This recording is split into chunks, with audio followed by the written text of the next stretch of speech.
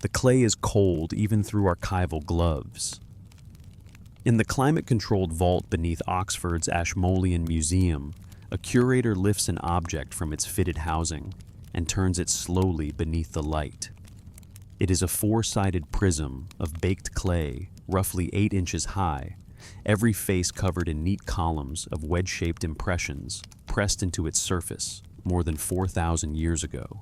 It weighs only a few pounds. It is not large. It is not ornate. It does not overwhelm by size or by beauty. And yet what it contains has unsettled scholars ever since its discovery in 1922. This is the Weld Blundell Prism, catalogued as WB444. It preserves the most complete version of the Sumerian king list ever recovered. Other fragments have been found scattered across Iraq, broken and partial. But this object preserves a continuous account, an unbroken record of rulership, extending back to a moment the text names with startling calm when kingship descended from heaven. The curator rotates the prism again.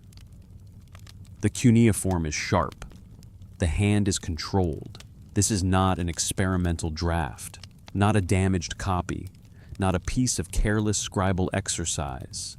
It is finished, deliberate, official in tone, a document meant to endure, and what it records should not be possible. The opening lines describe a time before a great flood swept over the earth. Before that flood, the text says 8 kings ruled the land of Sumer. It names them. It names the cities where they ruled. And then, with the same dry confidence one might use to record taxes or grain allotments, it gives the lengths of their reigns. The shortest reign lasts 18,600 years. The longest lasts 43,200. Together, these 8 kings rule for a combined total of 241,200 years. Then the text says simply, the flood swept over. No pause, no explanation, no poetic flourish to cushion what has just been claimed. Only that sentence. The flood swept over. After that, the record begins again. Kingship descends from heaven once more. But now the reign lengths have changed. They are still extraordinary, still far beyond what we would call normal. Some post-flood rulers governed for centuries, some for many centuries. But the numbers begin to fall. The impossible becomes slightly less impossible. The vast expanses of pre-flood time narrow into something that, while still immense, begins to edge toward the human. And here is where the academic mind catches. Here is where the document becomes difficult to dismiss cleanly. Because this is not myth in the register we expect myth to use. The king list is not a hymn. It is not an epic. It is not a tale introduced by Once Upon a Time. It is a chronicle. It was copied and recopied for more than 1,000 years. Its contents were revised as dynasties rose and fell. Many of the cities it names have been excavated. Several rulers listed in its later sections are historically verified. Their inscriptions have been found in the places where the list says they ruled. Their building projects have left foundations in the ground. Their names appear in administrative texts, in dedications and records that can be anchored to archaeology. And the text makes no distinction between them and the kings who ruled for tens of thousands of years. That is the problem. Not simply that the early numbers are impossible, but that the document refuses to tell us where impossibility ends and history begins. It moves from the reign of Alulim, of Eridu, measured in spans beyond any human frame, to rulers like Gilgamesh, whose reign can be placed around 2700 BCE without changing tone, without changing genre, without warning us that one section is legend and the other record. The same scribal voice carries both. So, what are we looking at? Either the Sumerians, who developed writing mathematics, urban planning, and some of the earliest legal and administrative systems on Earth, could not distinguish between fantasy and fact. Or they were preserving something they believed to be true in a way that no longer fits our categories. Or the numbers mean something other than what we first assume they mean. That third possibility lingers. What if the king list is not primarily about individual human lifespans at all? What if the reign lengths are not trying to tell us how long a single body remained alive, but how long something remained continuous? A line, a custodianship, a chain of transmission, a holding of office that meant more than political rule. Because the text does not say that kings invented civilization. It says kingship descended from heaven. Again and again, that is the phrase. Not discovered, not negotiated, not slowly developed through trial and error, descended, given, brought down from elsewhere. And if kingship was given, then perhaps it was not merely power that was given. Perhaps it was knowledge, procedure, capacity, a right way of holding together the fragile machinery of civilization. The broader body of Sumerian literature begins to suggest exactly this. In the creation accounts, in temple inscriptions, in wisdom texts, in the records of priestly succession, we find the same pattern returning from different angles. Certain forms of knowledge are not treated as universally accessible. They are held by specific people, attached to specific offices, preserved through specific lines. Not everyone may receive them. Not everyone may carry them. Not everyone is imagined as equally fitted to do so. And the texts do not speak of this as metaphor. They speak of it as procedure. That is what makes the prism so difficult to set aside. It is not merely a strange object in a museum vault. It is a surviving node in an ancient system of memory. Its wedges in clay preserve a question that does not become easier the longer we look at it. What if the early kings are not there to tell us that a man literally sat on a throne for 43,000 years? What if they are there to tell us that something remained unbroken for that long? A city's primacy, a lineage's custodianship, a chain of knowledge, a divine office held continuously before a rupture so absolute that the text can only call it the flood. And then the flood comes. The chain breaks. And after the flood, kingship descends again, but not in the same way, not with the same vast durations, not with the same nearness to whatever source the text imagines at the beginning. The numbers contract. The continuity becomes harder to maintain. The spans shorten. The burden of preservation shifts from something almost unimaginable to something recognizably human, though still not ordinary. That pattern matters. The decline is gradual. It is not random. It feels measured, as though the text is tracking a long attenuation, a fading of direct continuity across time. We will come back to that, because before we can ask what the numbers mean, we have to ask who wrote them, why they preserved them, and why they preserved them in this form. We have to ask what sort of civilization would place inherited knowledge so close to inherited rule. We have to ask why descent matters so much in these records, why fathers teach sons, why daughters anchor temples, why priesthoods remain within families, why scribal schools train the children of scribes. And above all, we have to ask what the Sumerians believed was actually descending from heaven. Not just authority, not just kingship. Something more than that. something heavier, something that had to be carried.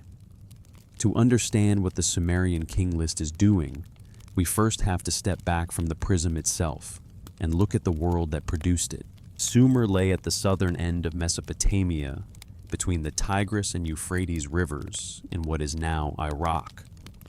This is where the earliest cities emerged in full form, not simply villages that grew larger, but dense urban centers organized around temples, irrigation labor systems, and long-distance exchange. The conditions made it possible. The rivers flooded.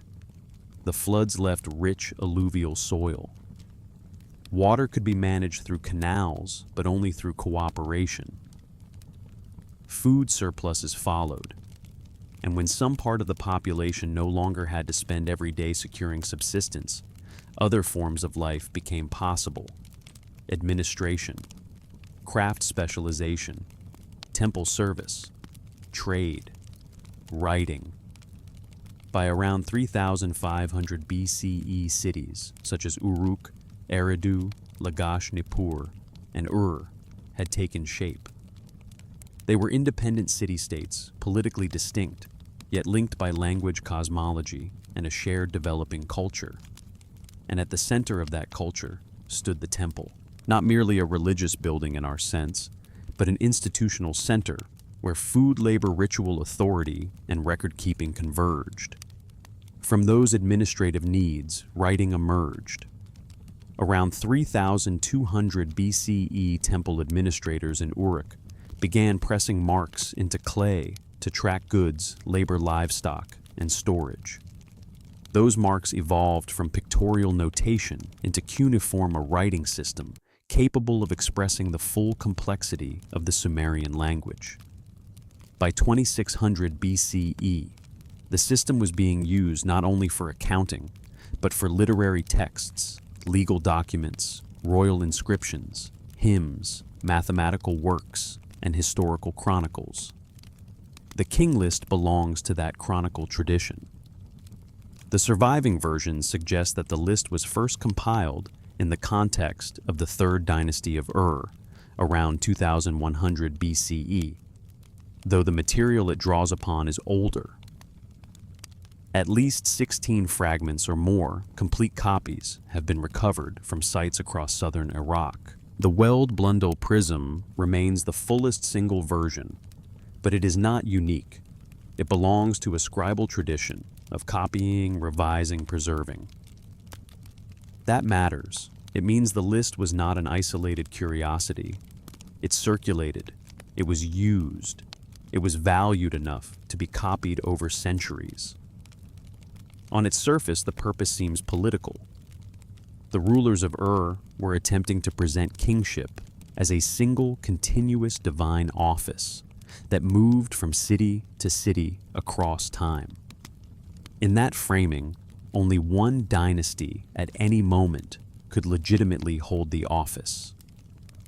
Kingship was not simply local power. It was a transferable sacred charge.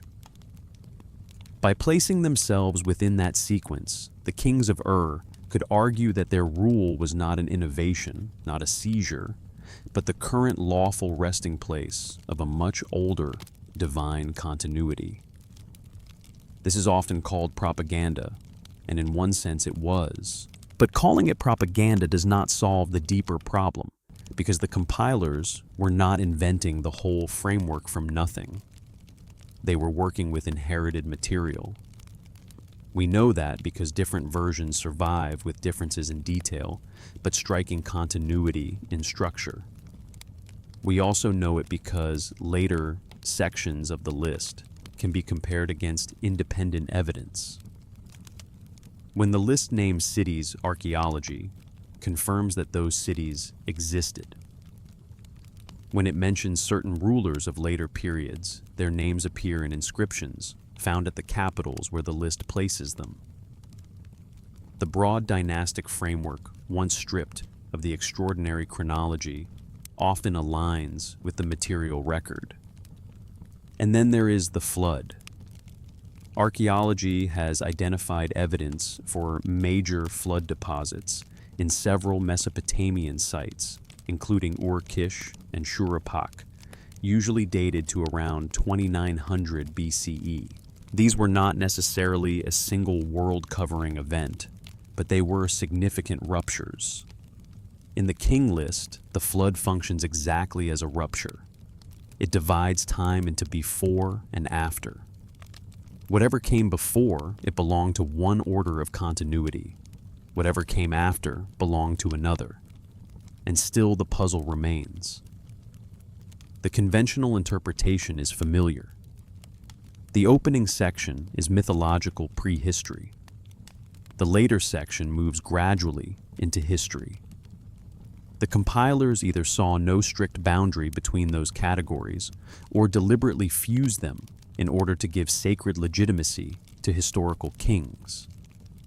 The immense reign lengths may reflect sexagesimal confusion, scribal inflation, symbolic numerology, or the conversion of dynastic duration into individual biography. These are reasonable explanations.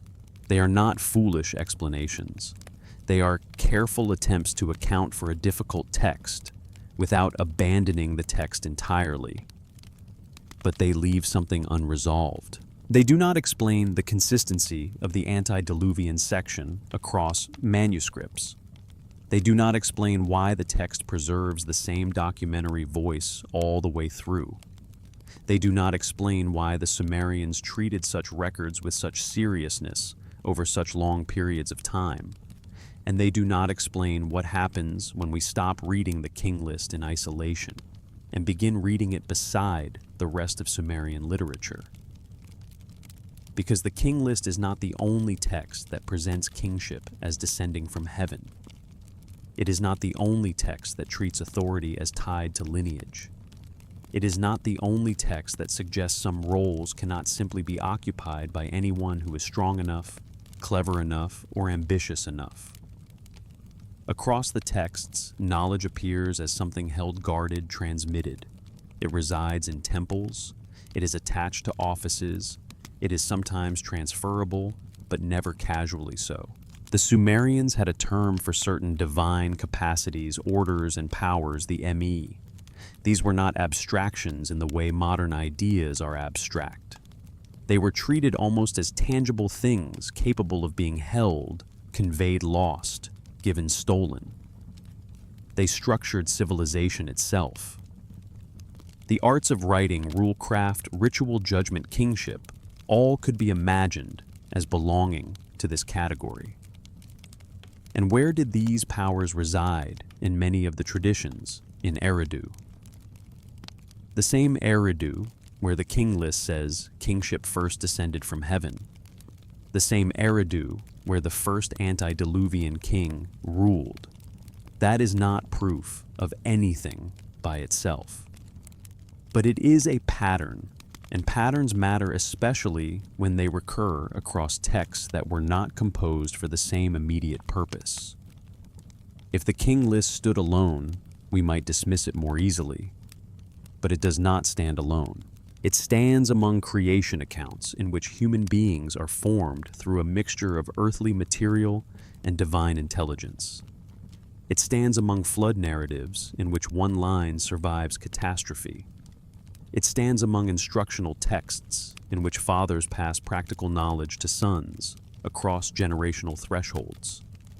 It stands among royal and priestly records where offices are transmitted through families with remarkable persistence.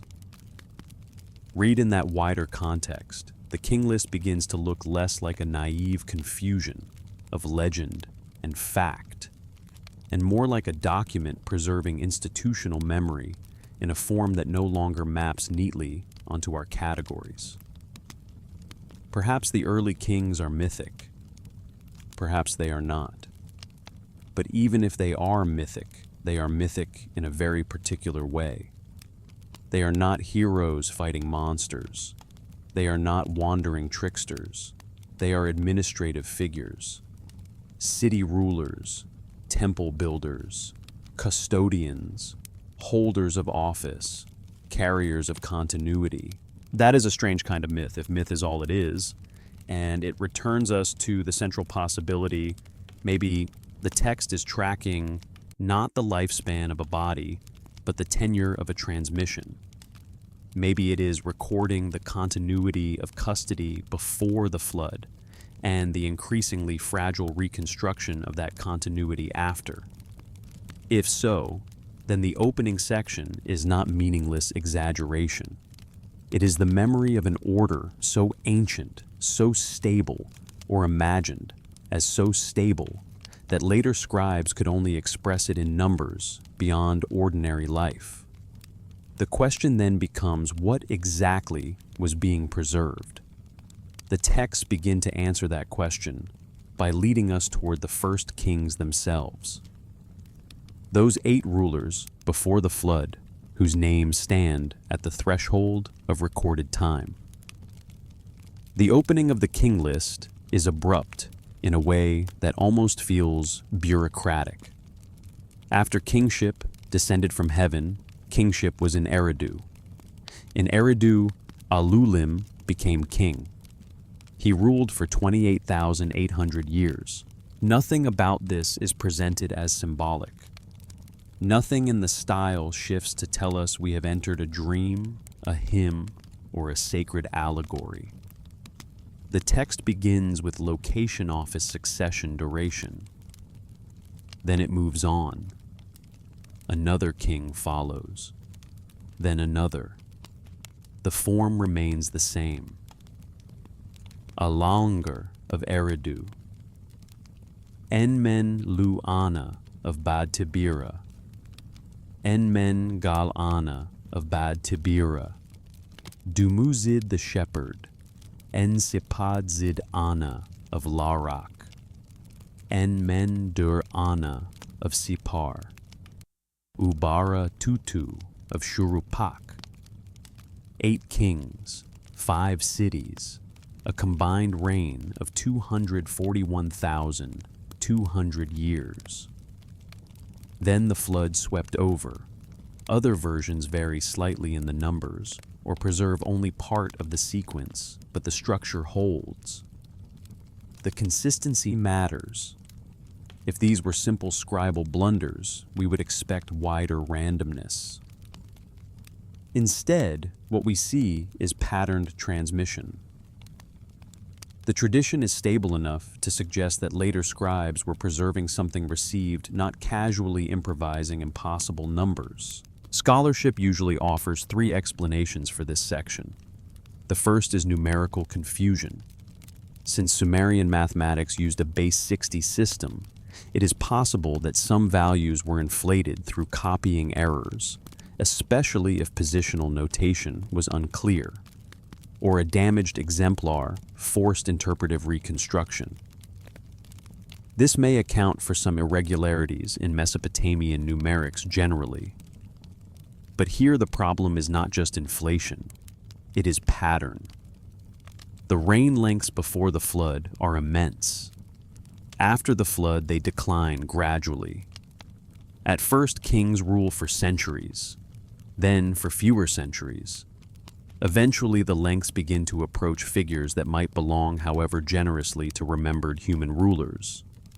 Random miscopying does not usually produce a smooth arc of decline. The second explanation is mythic founder legend.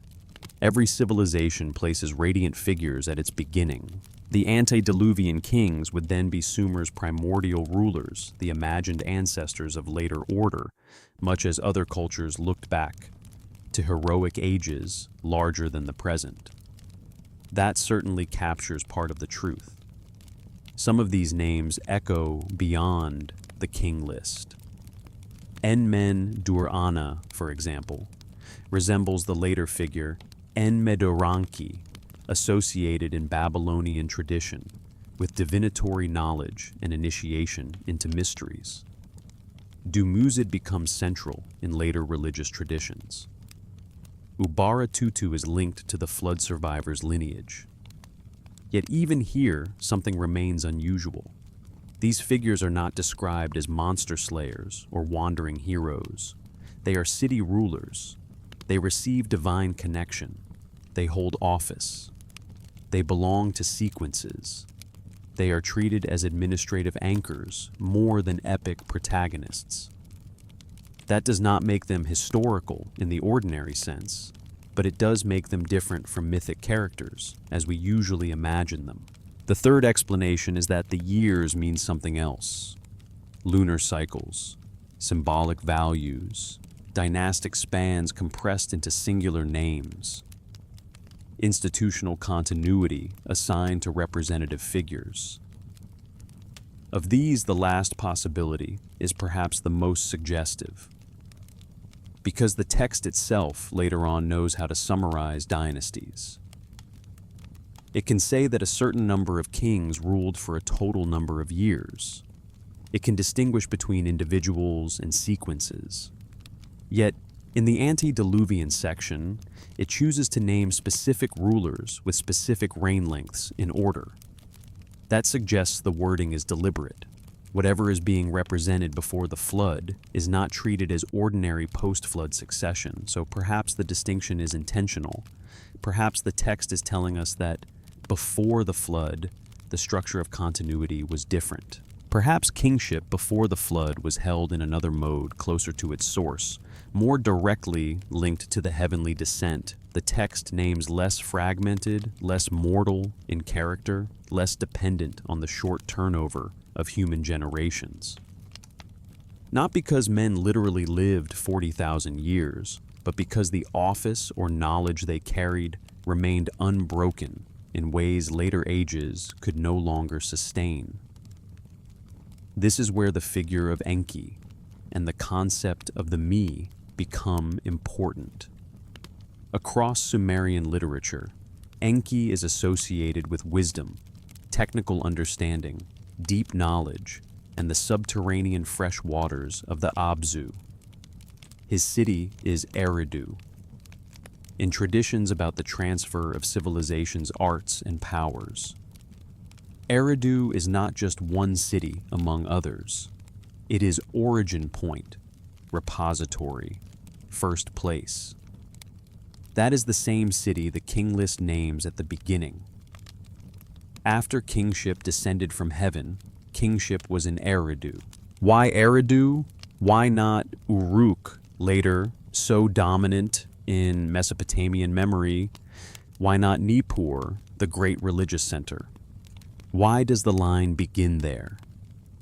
Because in the Sumerian imagination, Eridu is where wisdom is stored, where certain powers are held, where civilization has in some sense its source below the surface of the world. The antediluvian section may therefore be doing more than naming early rulers. It may be preserving the memory that the earliest custodians of kingship were also custodians of knowledge. That what descended from heaven was not just the right to command, but the right and capacity to keep specific procedures alive, temple rites, social order, craft practices, judgments, sacred offices. If that sounds speculative, it should. We are moving through incomplete evidence and dead languages, but the pattern is not invented. It is in the texts themselves. Again and again, they tie rule to transmission office, to inherited continuity and authority, to something received rather than self-generated. And then the flood breaks the chain. The flood matters not only because it destroys, it matters because it interrupts. The antediluvian order ends. Afterward, kingship descends again, but in altered form. The old continuity cannot simply continue untouched. Something has been lost. Something must be reestablished. That is why the final pre-flood figure, Ubaratutu, matters so much. Because in the broader Sumerian flood traditions, his line does not vanish into the waters. It becomes the bridge through them. The name that follows from that bridge is Ziusudra. And once Ziusudra appears, the question of kingship becomes inseparable from the question of survival. Survival not only of life, but of inherited knowledge through catastrophe? What crossed the flood? What was preserved? What had to remain unbroken so that the world after the rupture could still call itself civilized? The Sumerian texts do not answer in one place. They answer by repetition, by return, by circular reinforcement. A bloodline survives. A line carries what was given. What descends from heaven must find a prepared recipient on earth. And if that is true, then the flood story is not only a story about destruction, it is a story about continuity under pressure, a story about one chain not snapping when nearly all else does. The Sumerian flood survivor is called Ziusudra. In later Akkadian tradition, the role is taken by Atrahasis or Utnapishtim. In biblical tradition, by Noah. The broad structure is familiar across these tellings: divine decision, catastrophic flood chosen, survivor, preserved continuity. But the details matter, and in the Sumerian versions, those details point again toward a problem of transmission. The Eridu Genesis survives only in fragments, but what remains is enough to show its shape. It describes the creation of humanity, the founding of the first cities, and then the divine decision to send a flood. The cities named before the catastrophe include Eridu Bad Tibira, Larak Sipar, and Shurupak, the same sequence the king list associates with the antediluvian age. That overlap is not incidental. The two traditions are touching the same remembered structure from different angles. In the damaged but still legible portions, Ziusudra is identified by title. He is not merely a private man who happens to be virtuous. He is described as king and as a ritual figure. He receives warning through a procedural channel. He listens, he acts, he survives. After the storm has passed and offerings are made, he is granted extraordinary life and settled in a distant place. Then kingship is restored. This is crucial. In the biblical account, Noah preserves life. In the Sumerian account, Ziusudra preserves continuity of office. The restoration after the flood is not simply demographic. It is institutional. Cities are rebuilt. Kingship descends again. Order resumes. But why does his genealogy matter so much? Because Ziusudra is not an isolated, chosen man. He is the son of Ubaratutu, the final antediluvian king. The line matters. The texts preserve it. They mark him not simply as the man who lived, but as the man whose ancestry made him the bridge between before and after. This is a subtle but important difference. If kingship descends anew after the flood, one might imagine continuity through ancestry would be irrelevant. The gods could begin anywhere. But the literature keeps returning to lineage. It keeps insisting on the pre-flood connection. That suggests the descent from heaven does not eliminate the need for an earthly receiver prepared to receive it. And how is that preparation imagined?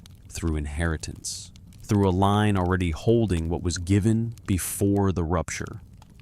The instructions of Shurupak intensify this impression. This text, one of the oldest surviving works of wisdom literature, frames itself as advice delivered by a father named Shurupak to his son Ziusudra. In some traditions, Shurupak is the city. In others, the figure overlaps with Ubaratutu. The point is not tidy consistency. The point is the pattern, father to son, elder to heir, practical wisdom, transmitted across a boundary just before catastrophe. And what is in those instructions? Not cosmic secrets, not apocalyptic revelation.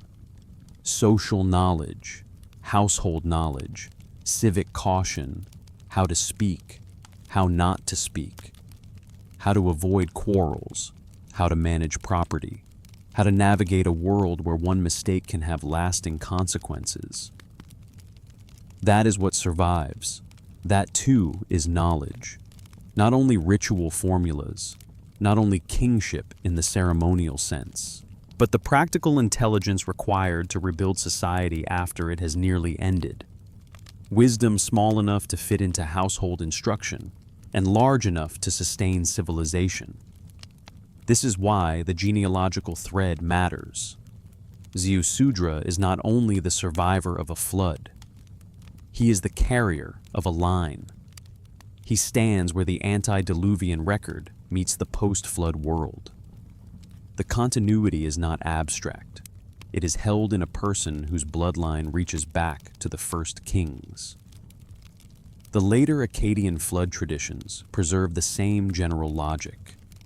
In the Atrahasis epic, humans are created to relieve the gods of labor. A flood threatens their destruction.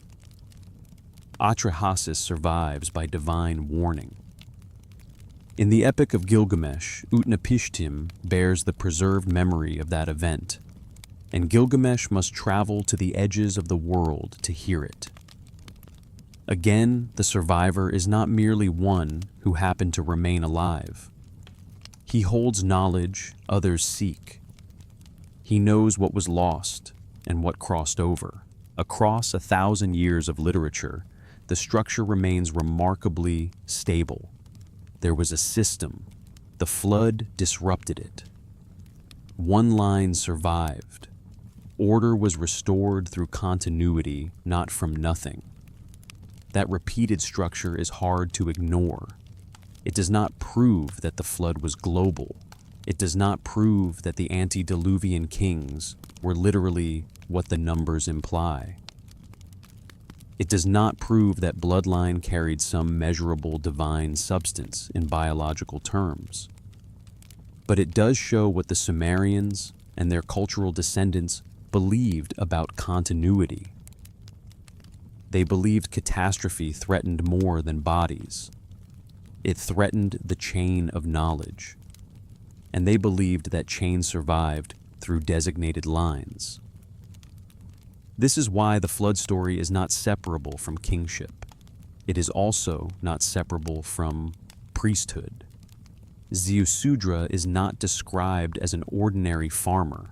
He holds title. He belongs to the world of ritual and office. The one who survives is also the one who can restore. Again, the pattern returns. The receiver must be prepared. The receiver must be able to hear. The receiver must belong to the line. And that raises an even deeper question. Why should bloodline matter so much in a civilization's account of knowledge? Why should inherited descent be tied to capacity? Why should some people be imagined as fitted by ancestry to carry what others cannot? The answer begins to take shape in the Sumerian and Akkadian creation accounts. Because in those accounts, humanity is not simply formed from earth alone. Humanity is made through mixture. Clay, yes. But clay mixed with something else. Something divine. Something intelligent. Something that once placed inside human beings might not be distributed or preserved in every line in the same way. Whether we take that literally or theologically, it is the next layer of the pattern. The flood traditions tell us one line carries continuity across catastrophe. The creation traditions tell us why the culture might have imagined such continuity as being bound to inheritance in the first place. If divine intelligence enters the human form through mixture, then ancestry is no longer merely social. It becomes ontological. It becomes the question of what a person is made of. And from there, everything else begins to align, kingship descending from heaven, priesthood remaining in families, scribal schools, training the sons of scribes, royal daughters holding temple office knowledge guarded, passed on, withheld from outsiders. Not because the Sumerians thought knowledge belonged to everyone equally, and the elite selfishly hoarded it, though power surely played its part, but because they may have thought knowledge could only be safely held where the vessel was prepared. That idea may disturb us. It should. But we do not understand the texts if we flatten them into simple cynicism. They are describing a world in which transmission is sacred because continuity is fragile. A world in which the flood nearly ended everything. A world in which one line carried enough through the waters that civilization could begin again. And once we see that the question changes, not did Ziusudra literally live, as the texts say, but rather, what did Ziusudra preserve? What crossed the rupture with him that had to cross, or else the world afterward would not remember how to be a world? The Mesopotamian creation accounts do not ask first where the universe came from. They ask why human beings exist, what they are made for, and what they are made of. That distinction matters.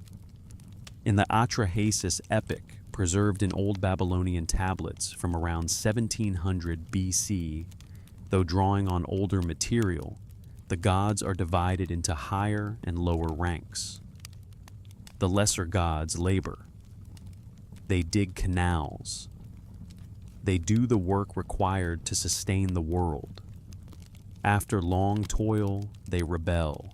The divine assembly must find a solution.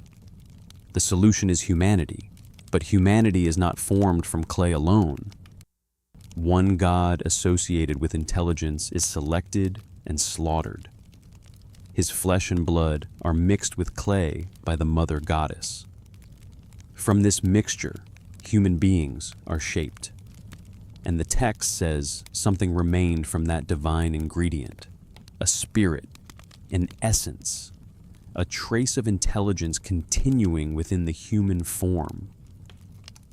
Again, the language is not modern scientific language. This is theology, not biology. But theology has structure.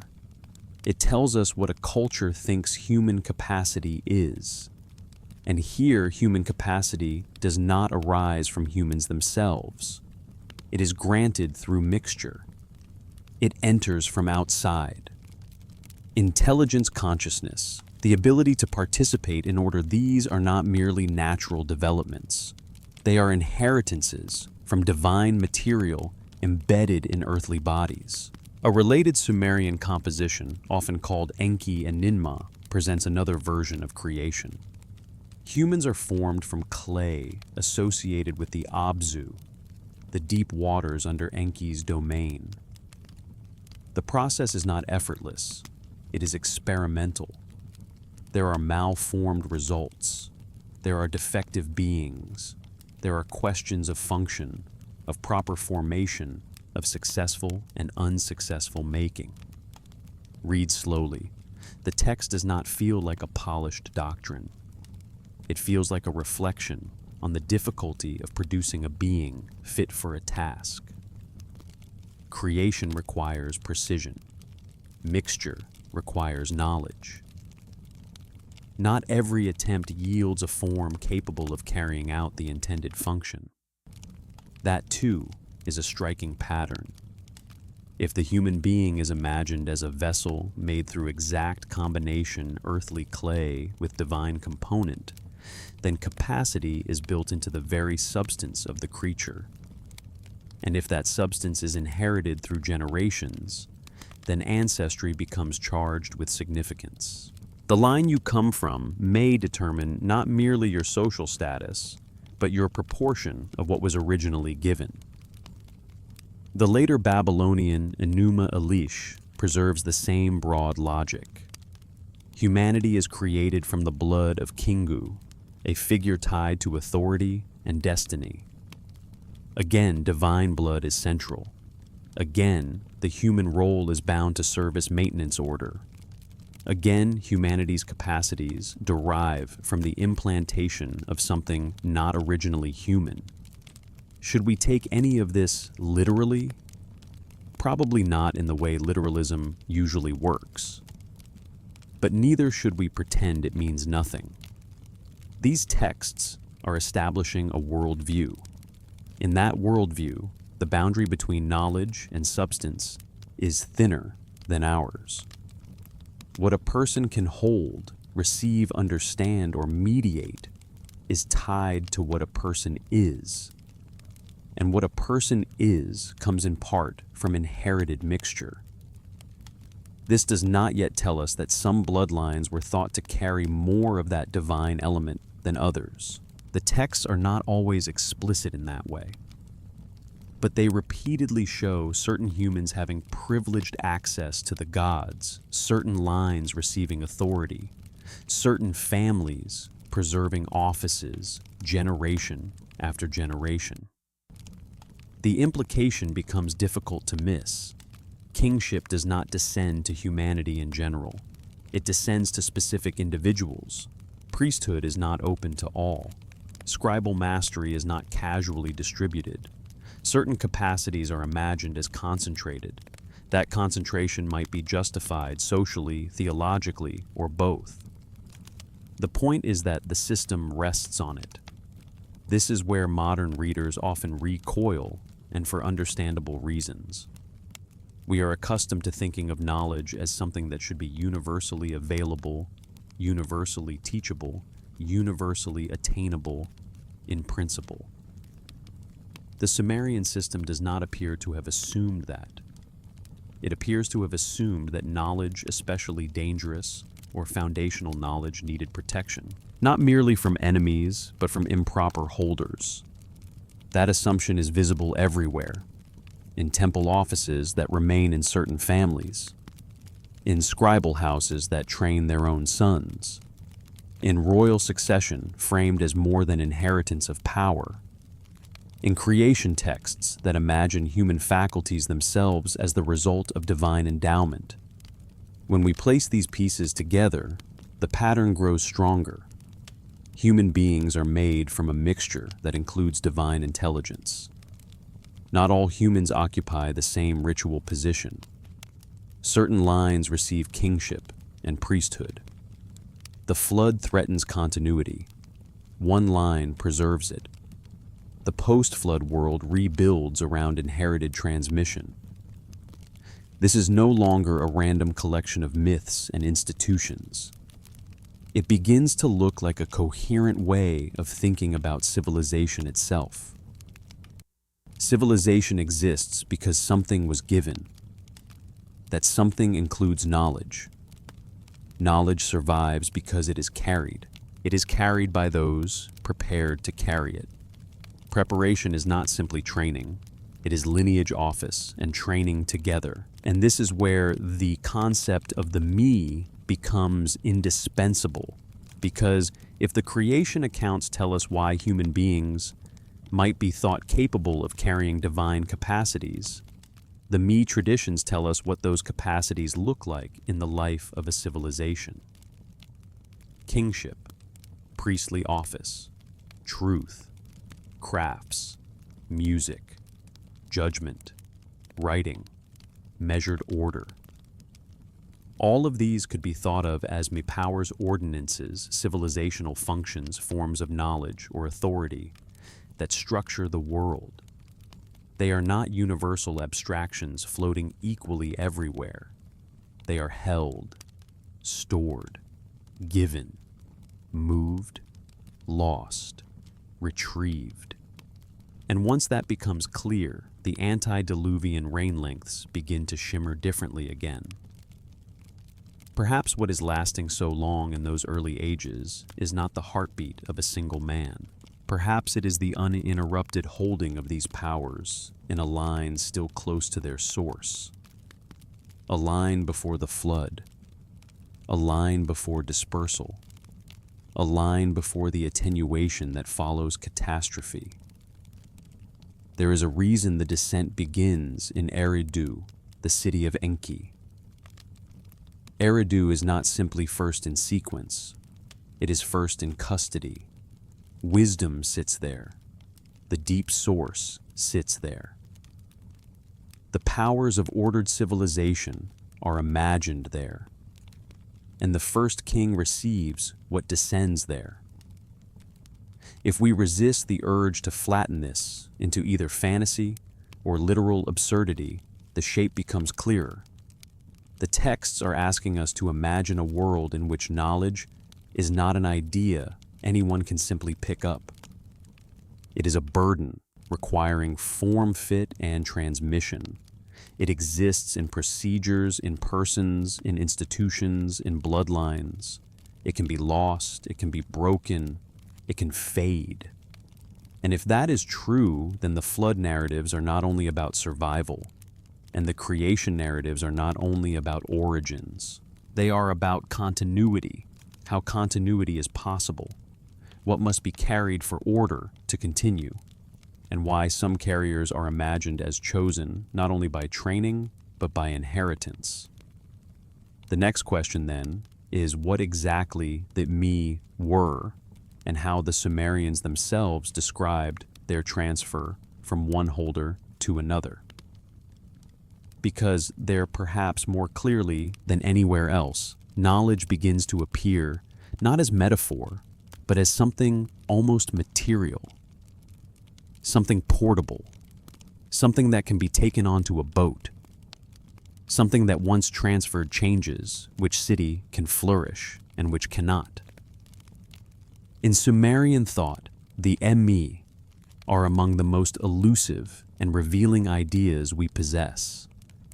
The term resists a single, clean translation. Scholars have rendered it as powers, ordinances, divine decrees, cultural norms, attributes. None is fully satisfying. The difficulty comes from the way the texts use the word. Sometimes the me seem almost abstract, naming things like kingship, truth, lamentation, wisdom. At other times they behave like objects.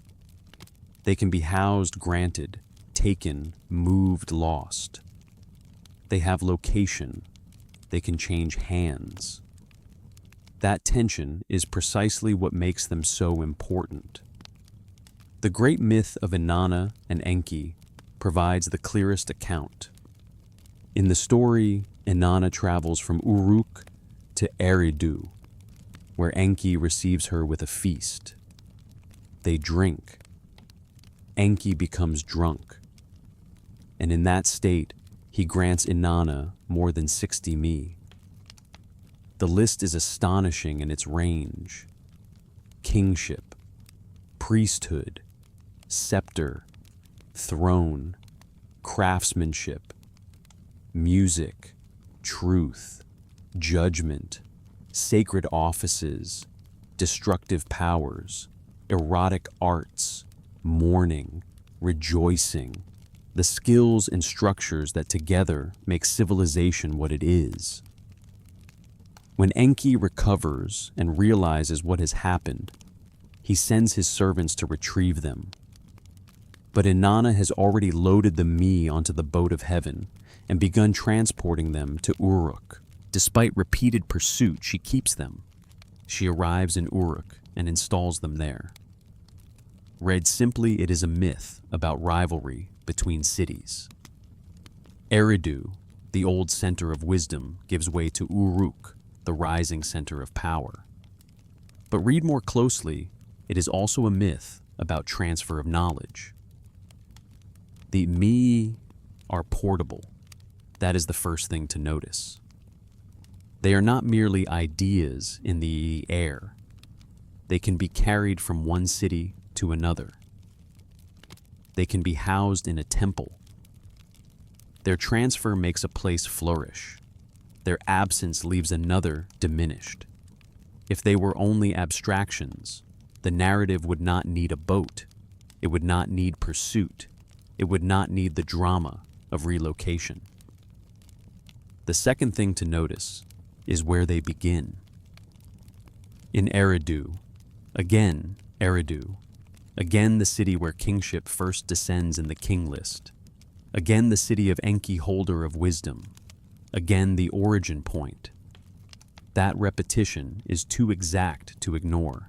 The earliest kings are placed where the civilizational powers are stored. The descent of kingship and the holding of the Emi overlap in geography and in logic. The source of authority is also the source of ordered knowledge. The third thing to notice is that once transferred, the Emi cannot simply be recalled. The giving matters, the movement matters, the custody changes. A new city becomes the holder. A new center emerges because it has received what once resided elsewhere. This makes sense if the Emi are understood not as vague divine qualities, but as actual protocols of civilization. The knowledge of how to write, how to govern, how to conduct temple ritual, how to perform certain crafts, how to order social life. In that reading, when Inanna carries the Mi to Uruk, she is not carrying empty symbols. She is carrying the effective content of civilization. Texts, specialists, procedures, a knowledge system. That is not alien to what we know from history. Temples were centers of record-keeping and skilled training. Craft knowledge was embedded in workshops. Scribal culture was institutional. Priesthoods guarded ritual procedure. If a city gained control of those structures, it gained more than prestige. It gained functional power. The Emi may therefore be the Sumerian way of naming those civilizational capacities at once, theologically and practically. Not either abstract or material, but both. They are powers because they organize reality. They are transferable because they are embedded in real practices and offices. Once we see that the idea that knowledge was hereditary no longer looks like a secondary social quirk added onto religion, it begins to look central to how the whole system worked. If certain forms of knowledge were me, and if the me were not universally distributed, then access to them mattered enormously. Not everyone could simply declare themselves a holder of kingship divination, scribal mastery, or sacred office. Such capacities required authorization. And authorization in Sumer was often genealogical. This is visible not only in myths, but in institutions. The king is not merely a ruler, he is intermediary. The priest is not merely a functionary, he is holder of procedures. The scribe is not merely literate, he is trained within a line. The daughter placed in a temple is not merely symbolic, she anchors dynastic continuity. So when the king list says kingship descended from heaven, perhaps we should hear that as the descent of one among the me, or one cluster of them. A package of authority ritual, obligation, administrative procedure, and sacred legitimacy that had to be received, held and passed on correctly, or else order would thin and break. This helps explain why the antediluvian reign lengths are so difficult to reduce to mere fantasy. If those early kings represent the first and longest holding of these powers in continuity, then the vast durations may be expressing stability of custody, not random exaggeration, but memory translated into a form of deep time. What lasted for 43,000 years, perhaps not a body, perhaps a custodianship. And after the flood, the same powers return, but the continuity is weaker, more fractured, more dispersed. The reign lengths drop. The holds shorten. The lines multiply. Cities succeed one another. What was once held in a single, overwhelming continuity now passes through more ordinary historical churn. This is also where the role of the priest-king becomes clearer. Because if the Mee are the powers that structure civilization, then someone must embody them, activate them, maintain them in practice. They cannot remain inert. They require human holders. And in Sumerian city-state culture, that holder often appears in the fused figure of ruler and ritual mediator, not simply a king in the military sense, not simply a priest in the liturgical sense, but something that joins the two.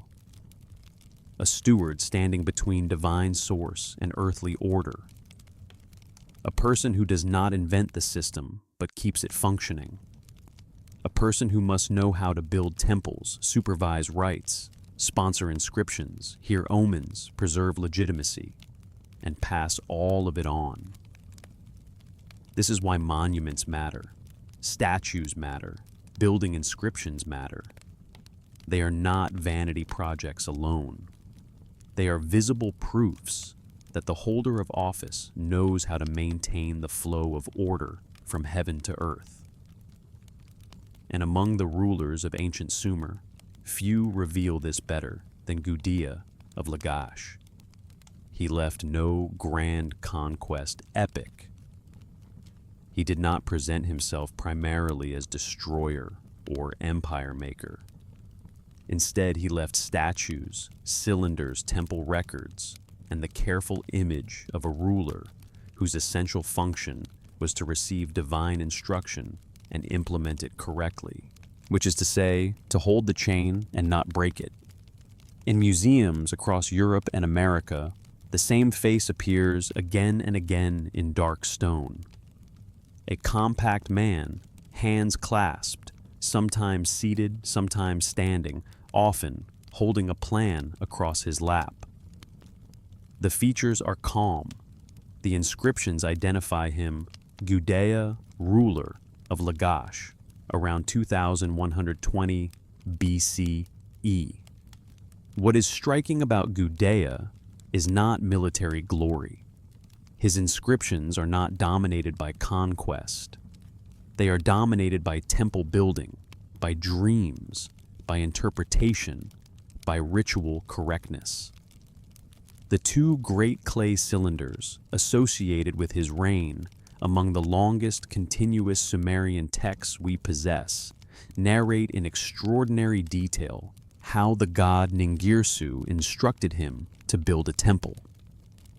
Gudea receives a vision. He consults a divine interpreter. He gathers materials. He purifies the city. He supervises construction. He consecrates the finished structure. Read closely, the cylinders are not simply pious boasting. They are documentation of competence. Gudea presents himself as a man who knows how to access those who know how to do the work required to keep divine order flowing into the city. His legitimacy derives from this capacity. He is chosen by the gods, yes, but chosen in a way that presumes the existence of procedure specialists and inherited systems. He consults priestly interpretation.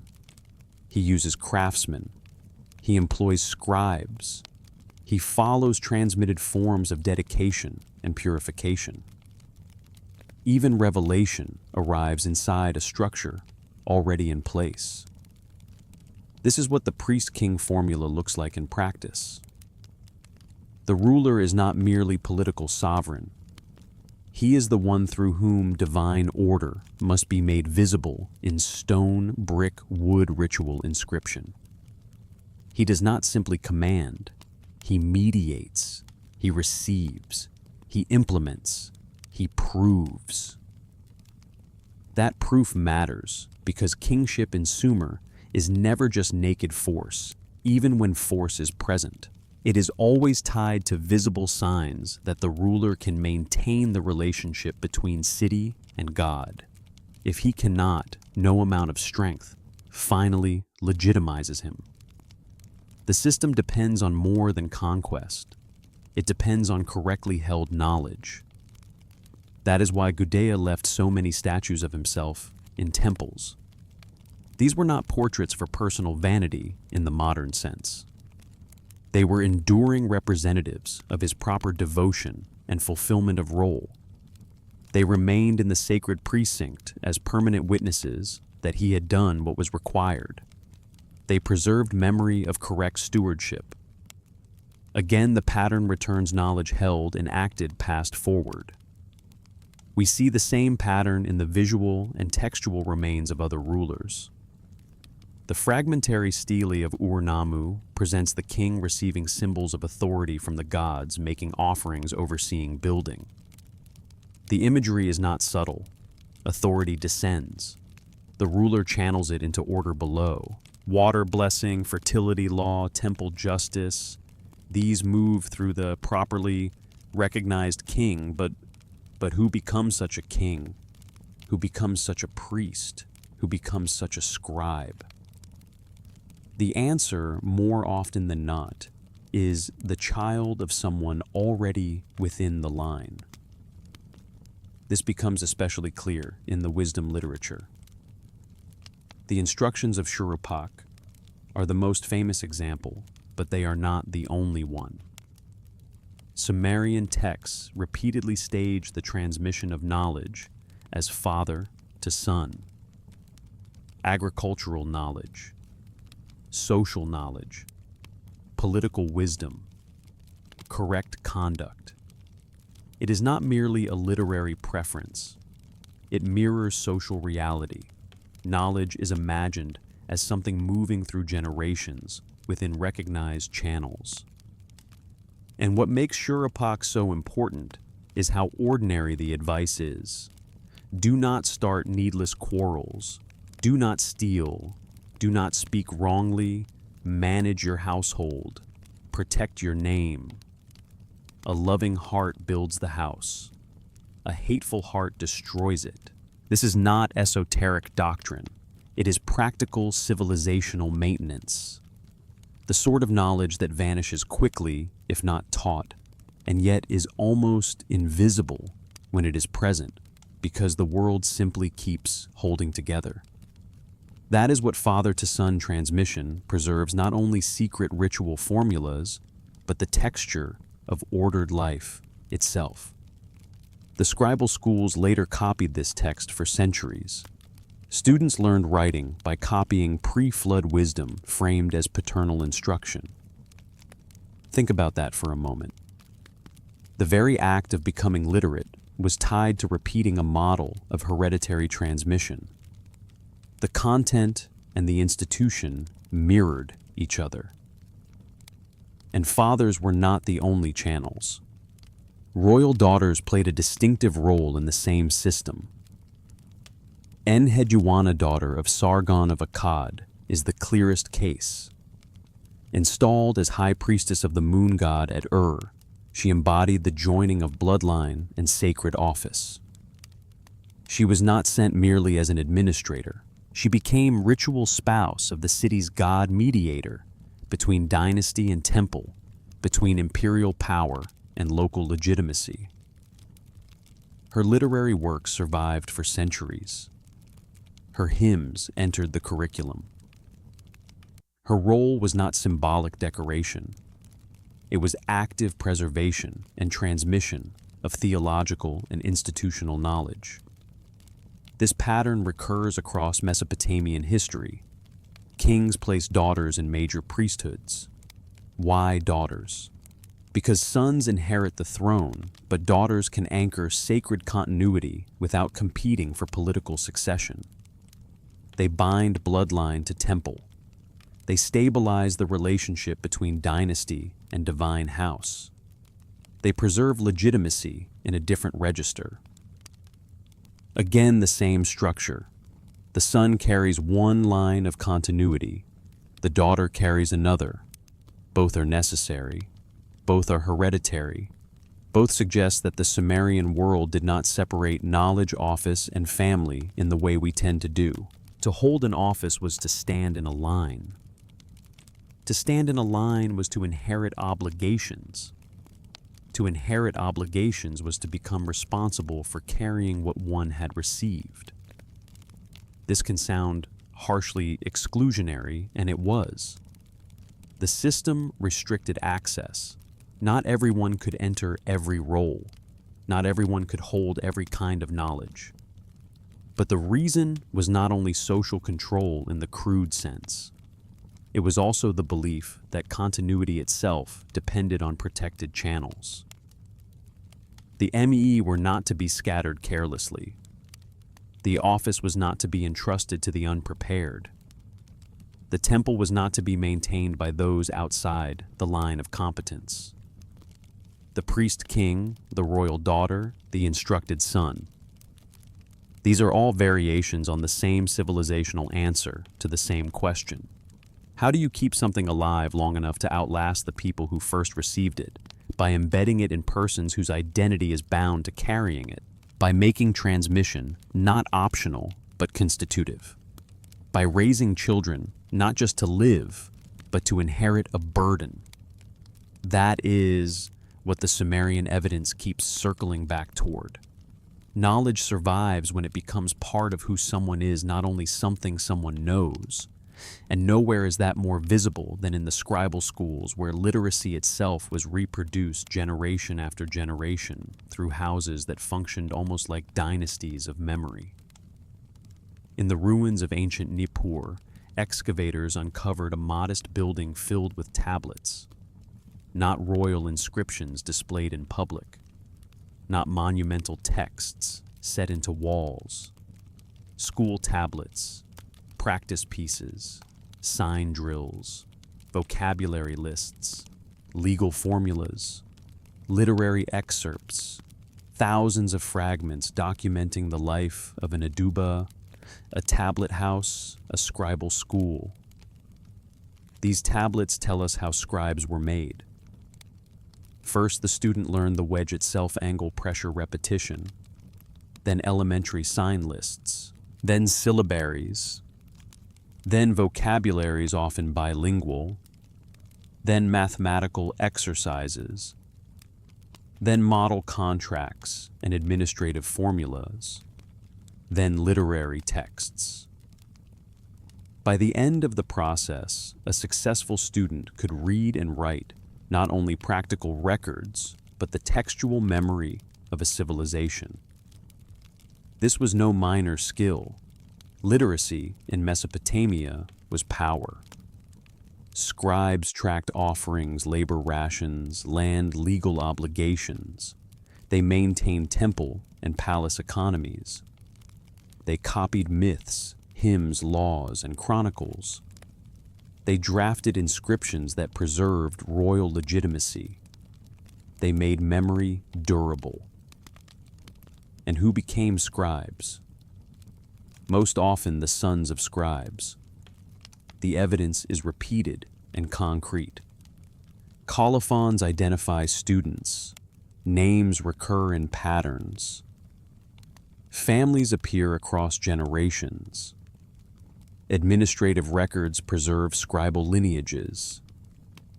The profession was not absolutely closed, but it was strongly hereditary.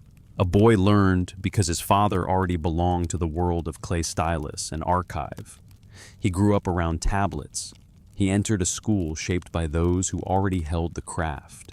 He inherited not only access, but expectation. This is exactly what the texts themselves say. Later praise compositions describe the scribe as heir to his father's wisdom. The craft is called treasure, a legacy, something passed on to the deserving son. The one who learns from his father joins the assembly of the wise. The one who does not remains outside it. Again, the pattern is plain. Knowledge is inherited not only as information, but as social eligibility. A son does not merely acquire skill, he acquires entry. That distinction matters. Modern readers often imagine knowledge as separable from the structures that grant authority to use it. The Sumerians did not. Technique legitimacy and lineage remained interwoven. A man who could write but stood outside the scribal world was not the same as a scribe. A person who performed ritual but lacked office was not the same as a priest. Capacity and authorized holding were linked. This helps explain the persistence of the system. When a family held scribal knowledge, the family had reason to preserve it. It was livelihood status, identity obligation. The child was shaped from the beginning toward continuity. Training did not begin at adulthood. It began in the household. The school refined what the home had already made possible. And this is why bloodline, even if understood socially rather than biologically, remains central. Heredity is not incidental to the Sumerian knowledge system. It is one of its operating principles. The scribal houses are especially revealing because they deal with knowledge that seems to us obviously teachable to anyone.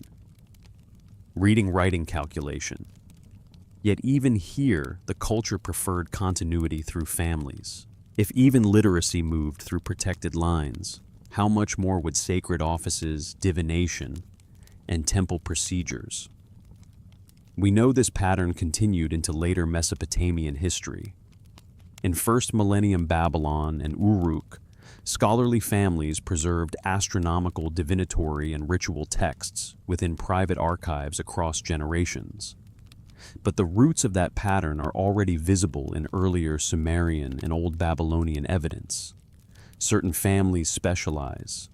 Certain lines maintain office. Certain houses preserve archives. Transmission is cumulative because it is familial.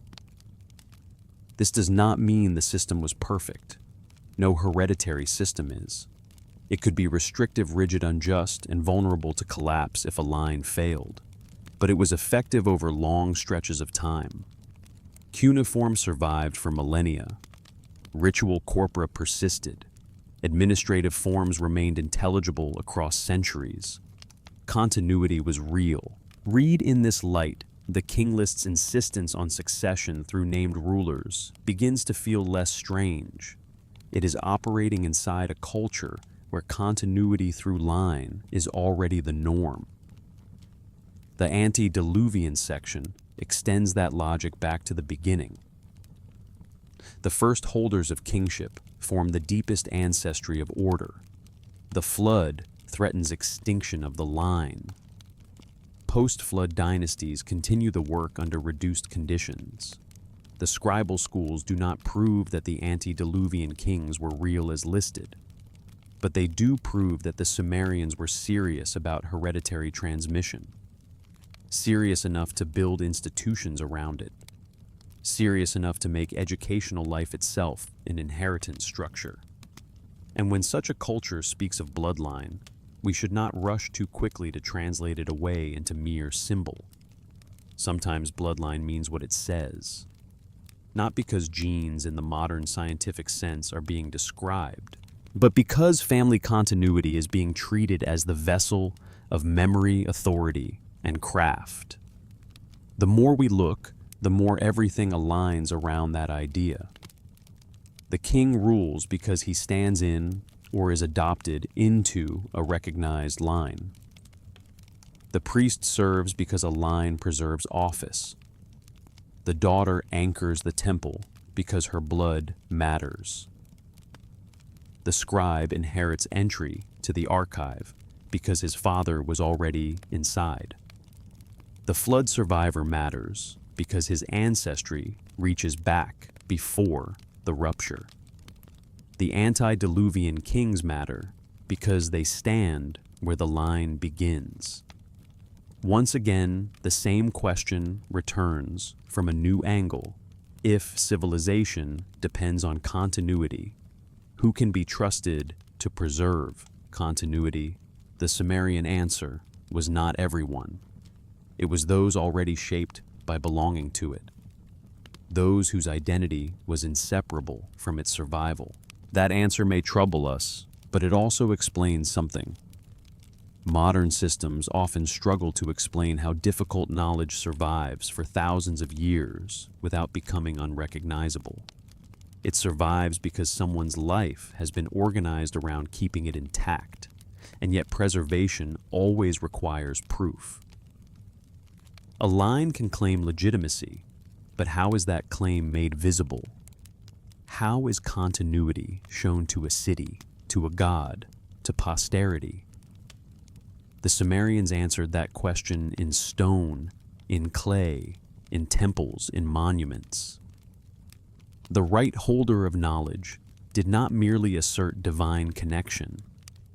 He demonstrated it by building recording, dedicating, and leaving behind evidence that the system still functioned through him. That is what the great royal monuments are for. Not simply to celebrate power, but to prove that power remains correctly connected to what descended. A monument in stone does not merely announce victory. In Mesopotamia, it often announces alignment. The surviving royal monuments of Sumer and later Mesopotamia present the ruler again and again in divine proximity. He receives symbols. He pours offerings. He supervises sacred building. He stands between levels of reality. The visual grammar repeats so consistently that it cannot be dismissed as decoration. It is argument. Ur-Nammu's stele, though damaged, makes that argument clearly. The king appears before gods, receives authority, performs libation, oversees temple work. The message is unmistakable. This ruler's legitimacy flows downward from divine recognition and outward through correct action. He is not legitimate because he is strong. He is strong because he stands inside a recognized sacred order. The same logic shapes the stele of Hammurabi centuries later, where the law code is presented as something received from Shamash. The same logic appears in boundary stones, in dedications, in victory monuments that still need to root triumph in divine sanction.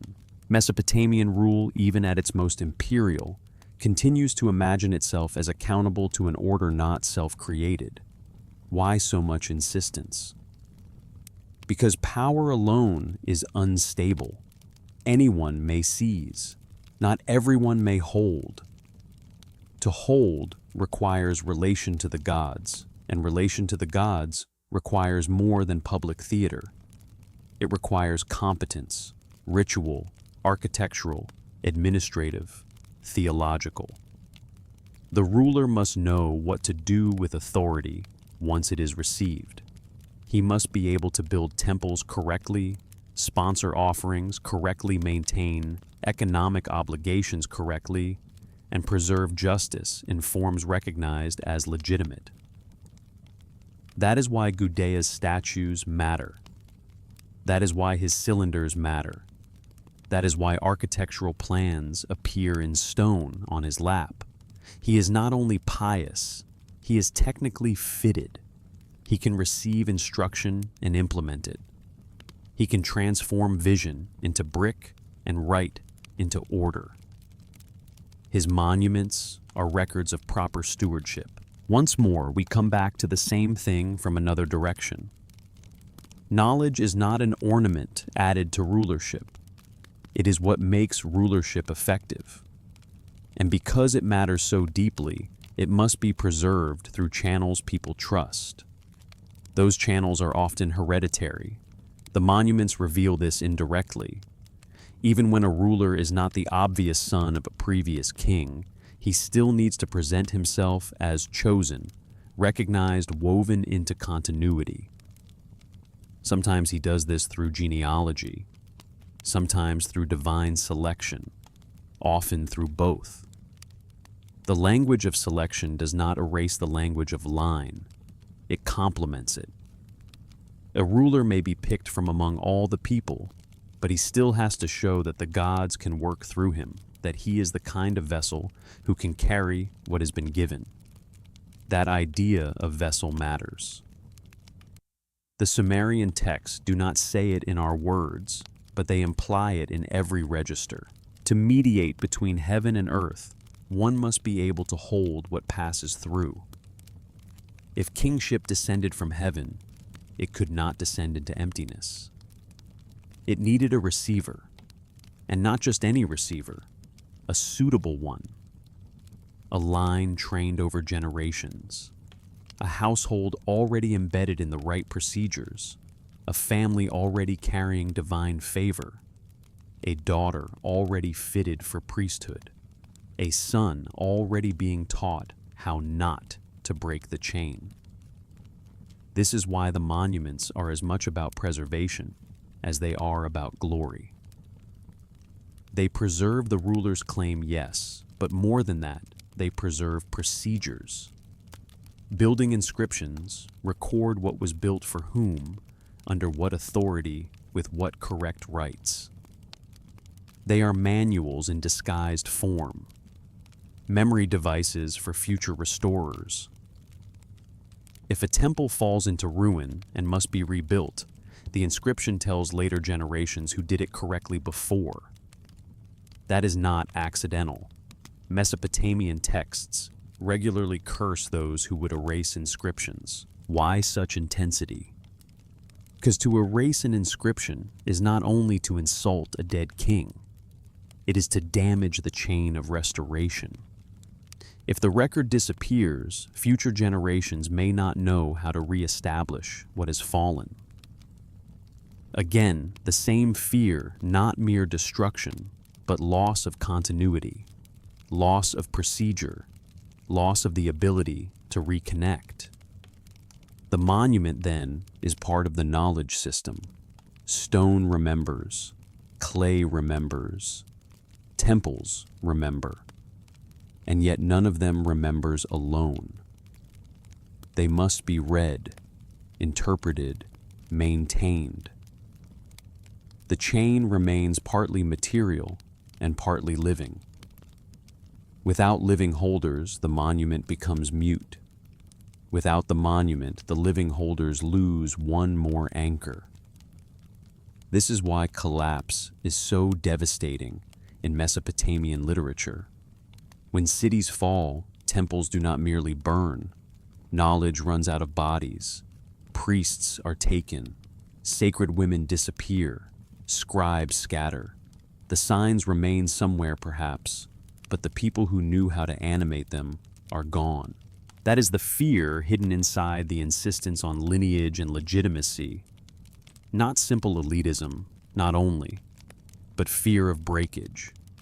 Fear that without protected lines, the world may not know how to put itself back together once damaged. A modern reader may still judge the system harshly. There is reason to do so. Restriction excludes. Heredity hardens hierarchy. Gatekeeping can preserve knowledge, but it can also suffocate it. All of that is true. Yet the Sumerians seem to have understood something else as well, that knowledge dispersed too thinly held, without responsibility, transmitted without care, can disappear just as surely as knowledge hoarded by the powerful. Their answer was continuity through identity. Not just teaching, but inheritance. Not just practice, but obligation. Not just skill, but place in a line. And when that line failed, they wrote about it not as a small inconvenience, but as catastrophe, which leads us to the cycles of collapse and restoration that haunt both the king list and the temple chronicles. Because nothing in Sumerian history lasted uninterrupted forever. Dynasties ended, cities burned, temples fell silent, foreign powers intruded. The chain broke, sometimes repeatedly. The question then was never whether collapse could come. It was whether the chain could be restored after it came. And on that question, the texts are relentless. They record ruin, They record rebuilding. They record the return of order through those who still knew how to reconnect what had been severed. One of the strangest texts in the Sumerian corpus is the Tumul inscription. At first glance, it seems almost narrow in its concern. It chronicles the restoration of a specific temple complex connected to Nippur, the great religious center of Sumer. But as the text repeats itself across dynasties, a deeper pattern emerges. A king rebuilds, his son maintains. Then the temple falls into ruin. Another dynasty rises. Another ruler restores. Again the temple shines. Again it decays. The sequence is almost liturgical in its repetition. A ruler brings the tumult to splendor. A successor maintains it. Then it falls. Then another ruler restores it. The point is not architectural trivia. The point is continuity and its interruption. Nippur was not usually the political capital. Its importance was religious. To control Nippur was to stand in relation to the sacred center of legitimacy. The temple there mattered because it anchored divine recognition. If the temple fell into ruin, something more than walls had collapsed. The connection itself had thinned. The line of maintenance had failed. And notice who restores it.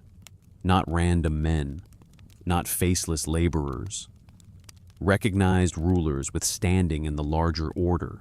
Those who can rebuild not only because they command resources, but because they possess legitimacy and access to the knowledge of correct restoration. This pattern repeats on a larger scale in the king list itself. City after city rises to hold kingship, then loses it. Kish is defeated. Uruk receives kingship. Uruk is defeated. Receives it. The office moves. It does not vanish. The system survives by relocation, except when it nearly does vanish. The Gutian period is especially revealing. After the fall of the Akkadian Empire, the king list treats Gutian rule with palpable contempt. The text says in effect that they ruled themselves, that no king was famous among them. The language is dismissive, but beneath the dismissal is a deeper claim. They did not know how kingship worked. They may have possessed force. They did not possess legitimacy. They may have occupied cities. They did not know how to sustain the sacred and institutional order that made occupation into rule. This is the same distinction returning yet again. Power seized is not the same as power held correctly. Without the inherited procedures, without the priesthoods, without the scribes, without the temple network, without the line of competence, the structure phrase. Mesopotamian laments from periods of collapse describe abandoned shrines, departed gods, sacred women carried off judgment halls, filled with disorder. These are not only poetic images of sadness, they are institutional diagnostics. The system has failed, not merely because enemies arrived, but because the chain of maintenance was interrupted. Restoration, in turn, requires more than military victory. Utu-Hagel and then Ur-Nammu restore order by rebuilding temples, re-establishing offerings, reviving offices, reconnecting themselves to the sacred centers, and presenting their reigns as reattachments to the older pattern. Ur-Nammu's law code begins not with abstract legal theory, but with divine authorization and temple order. First, the gods give kingship. Then the ruler sets things right. The sequence is exact. Civil order follows restored sacred legitimacy, not the other way around. This tells us something profound about how Sumerians understood collapse. Collapse was not simply destruction from outside. It was breakage in transmission. If the right people die without successors, if the right texts are not copied, if the right rituals are not performed, if the right lines end, then the city may still stand physically for a time, but the civilizational system inside it has already begun to die. That fear runs beneath their curses as well. Whoever erases an inscription, removes a dedication, damages a temple, interrupts a priesthood, may his line end. May his city know famine. May his name vanish. These are not decorative threats. They express the underlying terror that continuity once broken may not easily be restored.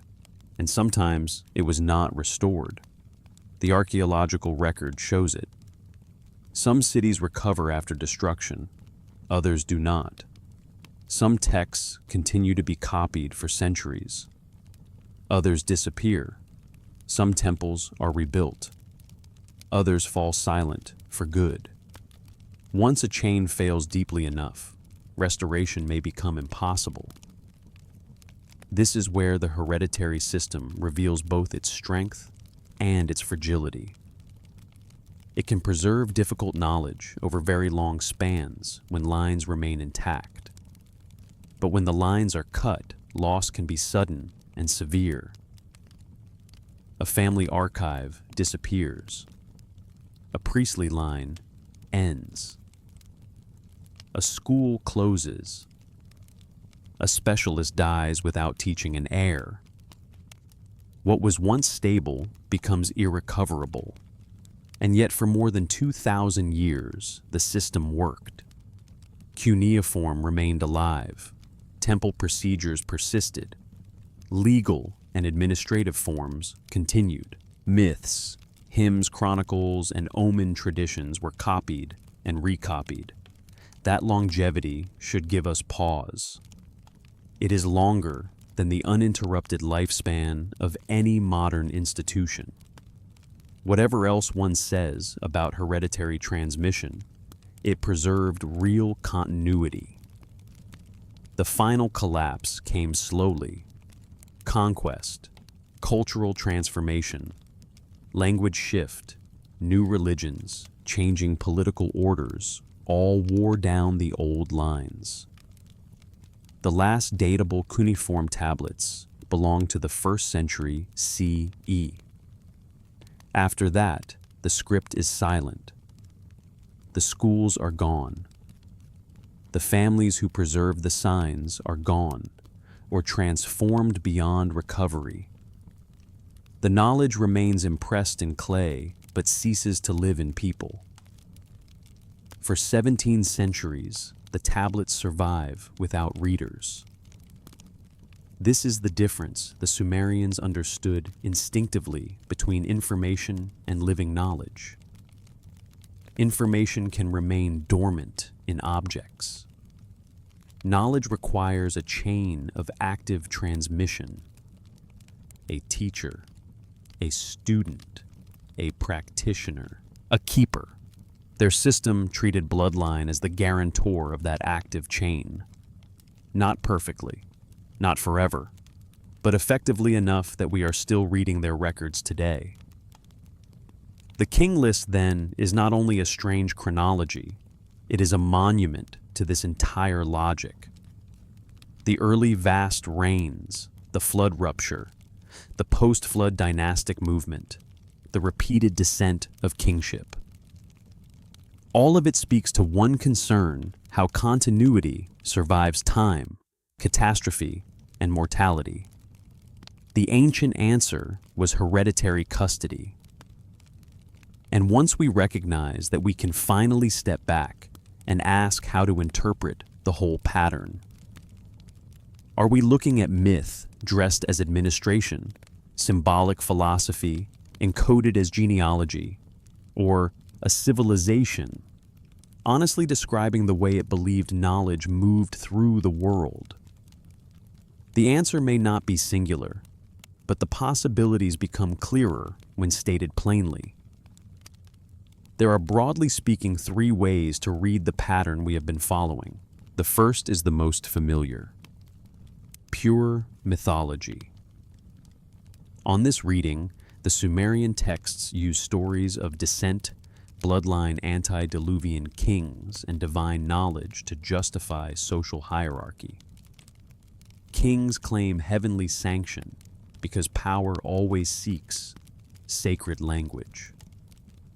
Priests restrict access because elites everywhere guard privilege. Scribes train their sons because professions tend to reproduce themselves. The flood is mythologized memory of local disaster.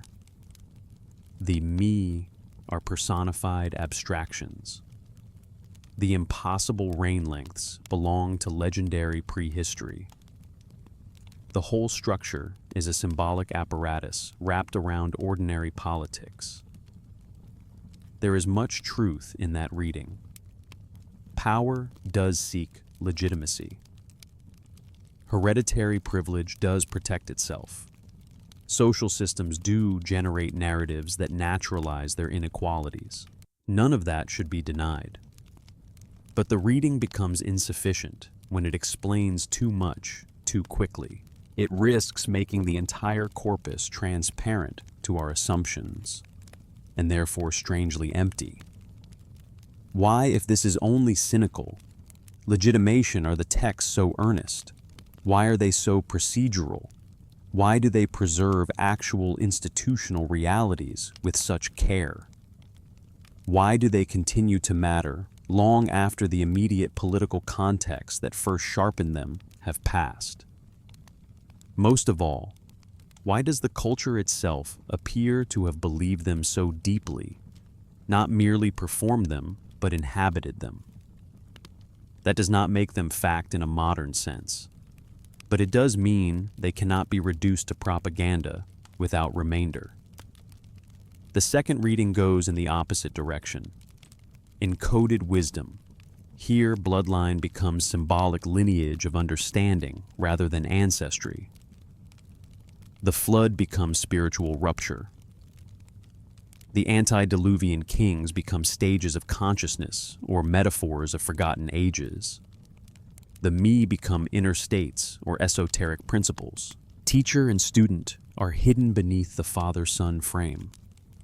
Hereditary structures are disguises protecting deeper philosophical or mystical truths. This reading has a certain appeal because it rescues the texts from both literal absurdity and dismissive reduction. It allows them to feel profound without demanding that 40,000-year reigns be factual claims. It takes ancient writing seriously as meaning more than it says on the surface. But it also imports too much. Mesopotamian texts are often concrete, not deliberately occult. When they describe schools, priesthoods, offices, and genealogies, archaeology repeatedly confirms that these were real institutions operating in real hereditary ways. The son of the scribe usually was the son of the scribe. The royal daughter in the temple usually was a royal daughter. The language of lineage was not merely camouflage for something else. It described social reality. That does not prevent symbolic depth. Of course, the texts have symbolic depth, but the symbolism sits inside institutions, not instead of them. The third reading is the one that most nearly follows the texts on their own terms. Knowledge inheritance as historical reality. Not reality in the sense that every number on the king list must be taken literally, and not reality in the sense that modern genetics can be read backward into ancient theology.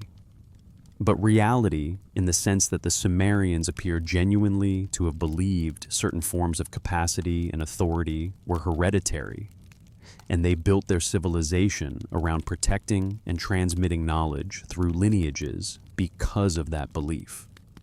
On this reading, the antediluvian section preserves institutional memory of a time imagined as more directly connected to the source of kingship and knowledge. The flood marks real rupture, whether archaeological, cultural, or both. Ziusudra represents continuity through catastrophe. The Emi are knowledge of protocols, civilizational powers, actual procedures required to maintain order. Creation texts explain why inherited capacity matters. Humans are made through a mixture of earthly and divine substance, and what is received from that mixture can be passed on. Again, this need not mean the Sumerians were describing biology in a modern sense. It means they thought inheritance mattered ontologically. They thought some lines were prepared to hold what others were not.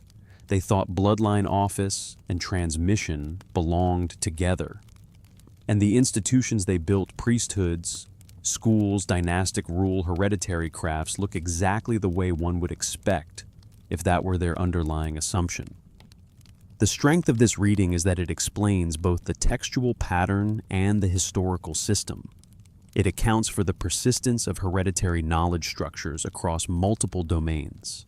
It explains why fathers teach sons, why daughters anchor temples, why scribal dynasties recur, why kingship is framed as descent and custody rather than mere power. Its weakness is that it forces us to confront a possibility. Modernity resists that long-term knowledge preservation may have depended for them on forms of restriction we are trained to reject. And here the unease deepens. Because however much we may reject hereditary gatekeeping morally, we cannot ignore its effectiveness in this case. The Sumerian and Mesopotamian traditions preserved highly specialized forms of writing, ritual administration, astronomy, and law over immense periods of time. The continuity was real. The chain held until it did not. Which brings us to the central question these readings cannot dissolve. What does it take to preserve knowledge across millennia? The Sumerian answer was clear. Embed it in people who are responsible for it from birth. Make transmission sacred. Tie identity to custody. Ensure that loss of the knowledge would feel like loss of self, family, city, and God. We answer differently. We turn to institutions, universities, archives, libraries, museums. We prize openness, access, circulation. We detach knowledge from lineage and attach it to systems meant to outlast any individual family. Perhaps that is moral progress. Perhaps it is. But the Sumerian records ask whether openness alone can preserve continuity, whether institutions without inherited identity can hold difficult knowledge through catastrophe, whether a civilization can scatter everything and still expect someone somewhere to care enough to keep the chain alive. They do not answer these questions for us. They only show their own answer worked out over centuries in clay. And because they show it so persistently, we have to admit something difficult. Their answer worked for a very long time. Not forever, but for a very long time. Which means the final question is not whether we agree with them. It is whether we understand what problem they were solving. A problem deeper than politics. A problem deeper than myth. The problem of memory under pressure. The problem of keeping what matters from dying when the people who first received it are gone. The prism rests now in Oxford. The gloves are removed. The housing is closed. The vault hums with climate control. The object is safe, or as safe as such things can ever be. 4,000 years after a scribe in Ur pressed wedges into wet clay, the text remains. It still names the first kings. It still records the flood. It still moves from impossible reigns into history without apology. It still says, as calmly as ever, that kingship descended from heaven. And we are left with that sentence. not because we believe it as the scribe believed it. We do not know how the scribe believed it, not because we can resolve the numbers. We cannot. Not because the old system can simply be restored by understanding it. It cannot. But because the sentence gathers inside it, the whole problem the Sumerians kept circling. Something precious had to be received. Something fragile had to be carried. Something civilizational could be lost if the chain failed. That is what the king list finally begins to look like. When read beside the flood stories, the creation accounts, the priestly offices, the scribal schools, the monuments, the laments, and the restoration texts. Not merely a chronology of rulers, but a genealogy of custody, a record of who held the line, how long they held it when the line broke, and how it was restored if restoration was still possible. The antediluvian kings become in that light the deep past of continuity. The vast reign lengths measure not ordinary life, but the almost unimaginable stability of a system still close to origin. The flood becomes rupture, the edge where continuity nearly fails. Ziusudra becomes the crossing point, the single surviving line through which enough remains to rebuild. The post-flood dynasties become the long labor of maintenance under diminished conditions. The numbers fall, the spans shorten, the burden grows harder to carry. And eventually, after centuries and more centuries, the old chain does break. The last scribes who can still read and write cuneiform die. The schools fall silent. The priesthoods end. The temples lose their language. The tablets remain, but the knowledge no longer lives in people. This is the distinction the Sumerians understood with unnerving clarity. Information can persist in matter, but knowledge requires keepers. Clay can outlast empire. Symbols can survive ruin, but unless someone knows how to read them, teach them, practice them, restore them, they become dormant. Present but inert. Preserved but inaccessible.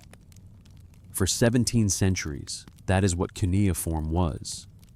Not destroyed, not alive, waiting. And then slowly, scholars learned to read it again. Comparison, persistence, reconstruction. The painstaking work of becoming heirs to something no one had inherited in an unbroken line. In that sense, the chain did not simply end. It broke and was later partially, painfully reforged, not biologically, not through sacred office, but through disciplined attention. That matters. Because it shows that the Sumerian answer was not the only possible answer, even if it was their answer. Bloodline preserved the knowledge for millennia. Then the bloodline failed, and material preservation made later recovery possible. The clay held what living memory could not. The line died. The record remained. And centuries later, new keepers took up the burden. Not descendants by blood, descendants by care. That may be the quietest and most unsettling conclusion of all. The Sumerians believed knowledge needed lineages. They may have been right, but lineage need not be only biological. It can also be chosen, intellectual, devotional, a succession of people who decide that what was received should not be allowed to disappear. Still, the old question remains: to whom will you pass what you know? Who will keep what you carried? What structure, what household, what institution, what chosen line will hold the things that must outlast you? The prism does not answer. It only keeps asking. The king list asks by naming ruler after ruler after ruler, as if the continuity itself matters more than any one life inside it. The flood story asks by reducing the world to one surviving bridge. The creation texts ask by making human capacity itself a matter of inherited mixture. The wisdom texts ask by placing a father before a son and insisting that attention is the difference between endurance and loss. The scribal schools ask by turning literacy into an inheritance. The temples ask by falling into ruin when maintenance fails. The monuments ask by leaving instructions in stone for restorers not yet born. Again and again, the same question approached from different angles, returned in different words, never fully exhausted. How does knowledge survive us? How does order survive catastrophe? What must be protected if a civilization does not want to forget itself? We still do not know the final answer. Perhaps there is no final answer. Perhaps every civilization invents its own temporary solution and then discovers too late the weaknesses built into it. The Sumerians chose lineage office and sacred custody. It preserved astonishing continuity. It also created fragility. When the line broke deeply enough, knowledge vanished into the unreadability of its own material. We choose openness institutions, access, diffusion. Perhaps that frees more minds. Perhaps it also makes memory thinner, more scattered, less resilient when systems fail. The clay does not settle the argument. It only refuses to let the argument disappear. And that may be why the prism still feels so alive in the museum vault. Not because it contains certainty, but because it contains a civilization thinking as hard as it could about continuity. Thinking about what it means to receive something from the past and not betray it. Thinking about how to bind knowledge to responsibility strongly enough that the transmission holds for longer than one lifetime, longer than one dynasty, longer even than one language. That is what remains impressed in the wedges. Not just names, not just numbers. A burden, a chain, a question. And somewhere always someone must decide whether to pick that chain up again, whether to become part of the line, whether to keep what could so easily be lost. The prism rests, the text waits, and as it has waited through flood, ruin, burial, excavation, translation, and time, it waits still for the next keeper, the next reader, the next mind willing to receive what was carried this far and carry it one step farther.